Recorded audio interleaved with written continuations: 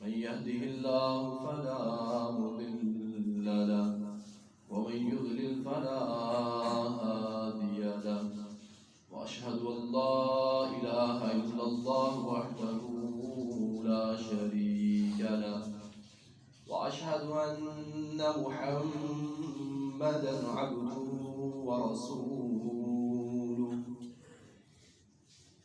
يا أيها الذين آمنوا اتقوا الله حق تقاته ولا تموتن إلا وأنتم مسلمون يا أيها الناس اتقوا ربكم الذي خلقكم من نفس واحدة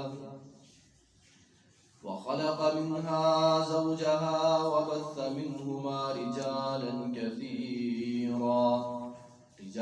كثيرا ونساء واتقوا الله الذي تساءلون به والأرحام إن الله كان عليكم رقيبا يا أيها الذين آمنوا اتقوا الله وقولوا قولا سديدا يصلح لكم أعمالكم ويغفر لكم ذنوبكم ومن يطع الله ورسوله فقد فاز فوزا عظيما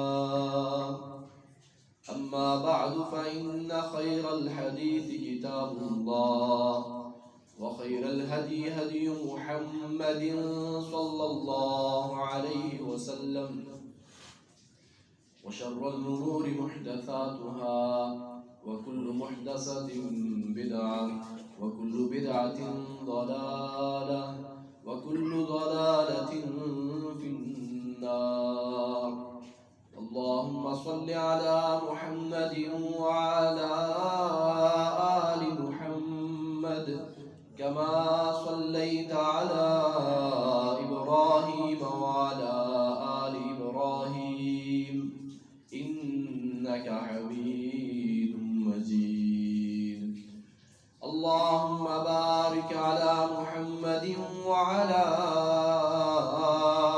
آل محمد كما باركت على إبراهيم وعلى آل إبراهيم إنك حميد مجيد أعوذ بالله السميع العليم من الشيطان الرجيم من همزه ونفخه ونفثه بسم الله الرحمن الرحيم فكيف تتقون إن كفرتم يوما يجعل الولدان شيبا السماء منفطر به كان وعده مفعولا وقال النبي صلى الله عليه وسلم من جعلت الدنيا همه فرق الله عليه جمعه ومن كانت الآخرة نيته جمع الله له أمره أو كما قال صلى الله عليه وسلم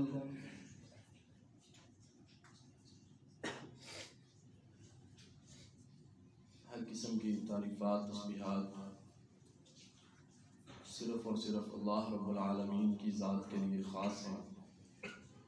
दुरूद व सलाम इमामुल अंबिया हज़रत मुहम्मद रसूलुल्लाह सल्लल्लाहु अलैहि व आलिहि वसल्लम की मुक़द्दस मुअज़्ज़म ज़ात गिरामी के ऊपर। अज़ीज़ भाइयों, सूरह मुज़म्मिल की एक आयत पढ़ी है, फ़कैफ़ तत्तक़ून इन कफ़रतुम यौमन यजअलुल विल्दान शीबा, कि आप अल्लाह से क्यों नहीं डरते। फ़कैफ़ तत्तक़ून, अब तकवा इख्तियार कैसे कर सकते हैं।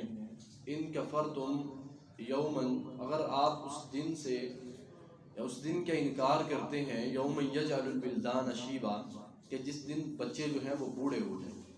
عزیز بھائیو، ہر انسان جو ہے اس کا 3 طرح کے مسائل کے ساتھ سامنا ہوتا ہے۔ ہر انسان 3 طرح کے معاملات سے وہ جڑا ہوا ہوتا ہے: روحانی معاملات، نفسیاتی معاملات اور دنیاوی معاملات۔ 3 قسم کے جو مسائل ہیں یہ ہر انسان کے ساتھ جڑے ہوئے ہوتے ہیں۔ کوئی نفسیاتی طور پر ٹھیک ہوتا ہے، دنیاوی معاملات خراب ہوتے ہیں۔ کسی کے دنیاوی اگر وضاحت ٹھیک ہوں تو نفسیاتی خراب ہوتے ہیں، اور اکثریت ایسی ہے جن کے روحانی معاملات جو ہیں وہ درم برم ہو چکے ہوتے ہیں۔ صرف ایک جو مسئلہ ہے نا روحانیت کا، صرف یہ چلی جائے، دوسرے معاملات خود بخود ہی ختم ہو جاتے ہیں۔ رسول اللہ صلی اللہ علیہ وآلہ وسلم نے صحابہ کرام کو ایک نظریہ دیا ہے، کمال درجے کا نظریہ دیا ہے، ایک فکر دی ہے، ایک سوچ دی ہے، اور اعلیٰ قسم کی فکر دی ہے، اعلیٰ قسم کی سوچ دی ہے۔ اگر انسان کو اس حدیث کو، اس بات کو، اس نظریے کو اگر انسان اس کو سنے اور اپنے اندر اس کو پیدا کرنے کی کوشش کرے، فوری طور پر انسان جس حالت کے اندر بھی سنے اس کے اندر تبدیلی آ جاتی ہے۔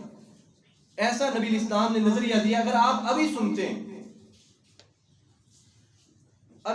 ہیں اس نیت کے ساتھ کہ میں نے عمل کرنا ہے، آپ کے اندر فوری طور پر جو ہے نا وہ تبدیلی آ جائے گی، چینجنگ آ جائے گی۔ نبی علیہ الصلوۃ والسلام نے صحابہ کرام سے فرمایا، نظریہ کیا دیا ہے، سوچ کیا دی ہے؟ فرمایا انسان کو چاہیے کہ وہ سوچے اور غور و فکر کرے کس بات پر کہ میرے مرنے کے بعد میرے ساتھ کیا ہونا ہے۔ ادھر سے آنکھیں بند ہونی ہے، ادھر سے میرے ساتھ کیا ہونے والا ہے۔ یہ عزیز بھائیو، یہ دیکھنے میں 2 سے 3 لفظ ہے، اتنی جامع ترین یہ بات ہے کہ انسان غور و فکر کرے کہ میری آنکھیں بند ہونی ہے تو میرے ساتھ ہونا کیا ہے، کیا پیش آنے والا ہے میرے ساتھ۔ رسول اللہ صلی اللہ علیہ وآلہ وسلم نے صحابہ کرام سے آپ کبھی کبھی سوال کیا کرتے تھے، جیسے آپ نے فرمایا کہ میرے صحابہ آپ کو پتا ہے مفلس کون ہے؟ صحابہ کرام نے کہا کہ جس کے پاس درہم نہیں ہے، جس کے پاس دینار نہیں ہے۔ آپ نے پھر اس کی وضاحت۔ ایسے ہی نبی اسلام فرماتے ہیں کہ الکیس من دان نفسہ، آپ کو پتہ ہے کہ عقل مند کون ہے، دانشور کون ہے، فہم و فراست والا کون ہے، کس کی عقل کام کرتی ہے؟ فرمایا الکیس من دان نفسہ، اپنا محاسبہ کرتا ہے، وعمل لما بعد الموت، اور وہ تیاری کرتا ہے کہ میرے مرنے کے بعد میرے ساتھ کیا ہونے والے۔ عزیز بھائیو، ہم نے تقوی کے بارے میں بہت زیادہ سنا ہے۔ اللہ رب العالمین نے قرآن مجید کے اندر فرمایا کہ رمضان کو اس لیے فرض کیا گیا آپ متقی بن جائیں، زکوٰۃ اس لیے ہے آپ متقی بن جائیں، یہ حج اس لیے ہے آپ میں تقوی آ جائے، یہ جہاد اس لیے ہے آپ کے اندر تقوی آ جائے۔ اللہ پاک تقوی کے بارے میں فرماتے ہیں کہ تقوی آئے گا کیسے؟ فرمایا وَكَيْفَ تَتَّقُونَ إِن كَفَرْتُمْ يَوْمَ يَجْعَلُ الْوِلْدَانَ شِيبًا، اگر تمہیں اس دن کی خبر ہی نہیں ہے جس دن بچے بوڑھے ہو جائیں گے، اس دن کے بارے میں اگر تمہیں خبر نہیں ہے جس دن بچے بوڑھے ہو جائیں گے، اس دن تمہارے ساتھ کیا کیا جائے گا، اگر تمہیں اس بات کی فکر نہیں ہے تمہارے اندر تقوی آ ہی نہیں سکتا۔ اللہ پاک کا انداز ہے وَكَيْفَ تَتَّقُونَ، آپ متقی کیسے بن سکتے ہیں؟ ان کفرتم یوم یجعل الولدان شیبا، اگر آپ اس دن کے بارے میں سوچتے نہیں ہیں کہ میری موت کے بعد میرے ساتھ کیا ہونے والا ہے۔ عزیز بھائیو، یہ ایک ایسی بات ہے، رسول اللہ صلی اللہ علیہ وآلہ وسلم نے اسی چیز کو، اسی فکر کو، نظریے کو حدیث کے ساتھ تفصیل، حدیث کے اندر تفصیل کے ساتھ بیان کیا ہے۔ نبی صلی اللہ علیہ وآلہ وسلم فرماتے ہیں من کانت الآخرۃ نیتہ، کہ جس بندے کا مقصد جو ہے جینے کا صرف اور صرف آخرت ہے، اس کے جینے کا نظریہ یہ ایک ہے کہ میری کسی طرح سے آخرت بن جائے۔ آخرت جو ہے یہ میری سب سے پہلی اور آخری منزل ہے کہ میری وہ والی زندگی درست ہو جائے، میری آخرت بن جائے. فرمایا من کانت الاخرۃ نیتہ جمع اللہ لہ امرہ، جس بندے کا جینے کا صرف ایک مقصد ہے کہ میری آخرت بن جائے، اللہ اس کے تمام معاملات کو اس کے لیے آسان کر دیتے ہیں. جمع اللہ لہ امرہ، انسان کے معاملات سمیٹ دیے جاتے ہیں، آسان کر دیے جاتے ہیں، اس کی پریشانیوں کو ختم کر دیا جاتا ہے. اور اس کے مقابلے کے اندر نبی اسلام فرماتے ہیں ومن کانت الدنیا من جعلت الدنیا ہمہ، جس نے اپنی دنیا کے اندر اپنی زندگی کے اندر دنیا کو سوار کر لیا ہے، نبی اسلام فرماتے ہیں فرق اللہ لہ جمعہ فرق اللہ علیہ امرہ، اللہ تعالیٰ اس کے معاملات کے اندر بے برکتی ڈال دیتے ہیں. تفریق کا مطلب ہوتا ہے جدا کر دینا، توڑ کے رکھ دینا، کاٹ کے رکھ دینا. ایسی بے برکتی ڈالتے ہیں کہ ہر جگہ سے اس کو کامیابی نہیں ملتی، ذلت ملتی ہے، رسوائی ملتی ہے. پیمانہ صرف ایک ہے کہ جس کا مقصد آخرت ہے، جمع اللہ لہ امرہ، اللہ اس کے تمام معاملات کو سمیٹ دیتے ہیں اور اللہ پاک اس کے وقت کے اندر برکت ڈال دیتے ہیں. وقت میں برکت کیسے آتی ہے؟ نبی صلی اللہ علیہ وآلہ وسلم صحیح البخاری میں ہے کہ آپ رات کو نماز پڑھ رہے تھے، آپ کے ساتھ سیدنا عبداللہ بن عباس رضی اللہ عنہما ایک اور صحابی بھی تھے. صحابی کہتے ہیں کہ آپ علیہ السلام نے نماز کو شروع کیا، سورہ البقرہ کو مکمل کیا، اس کے بعد سورہ آل عمران کو مکمل کیا، اس کے بعد سورہ النساء کو مکمل کیا. 3 سورتوں کو 5 سپاروں سے زیادہ، 6 سے کم 3 سورتوں کو مکمل کیا ایک رکعت کے اندر. اور آپ علیہ السلام کتنی رکعات پڑھا کرتے تھے؟ 11 رکعات. اتنی برکت اللہ رب العالمین انسان کے وقت کے اندر ڈال دیتے ہیں. عبداللہ ابن عمر رضی اللہ عنہما، ان کے والد نبی اسلام کے پاس شکایت لے کر آتے ہیں کہ یا رسول اللہ، یہ جو میرا بیٹا ہے یہ ساری رات قیام کرتا ہے، ساری رات یہ میرا بیٹا قیام کرتا ہے اور ایک رات کے اندر قرآن کو مکمل کرتا ہے. نبی اسلام نے منع کر دیا، آپ ایک رات میں ایک دن میں قرآن مکمل نہیں کر سکتے. ایک دیکھیں ان کے وقت میں برکت کتنی ہے کہ ساری رات کھڑا ہے، ساری رات قیام کر رہے ہیں اور رات کے اندر قرآن پڑھ رہے ہیں. کیا ہم سے ایسا ہو سکتا ہے؟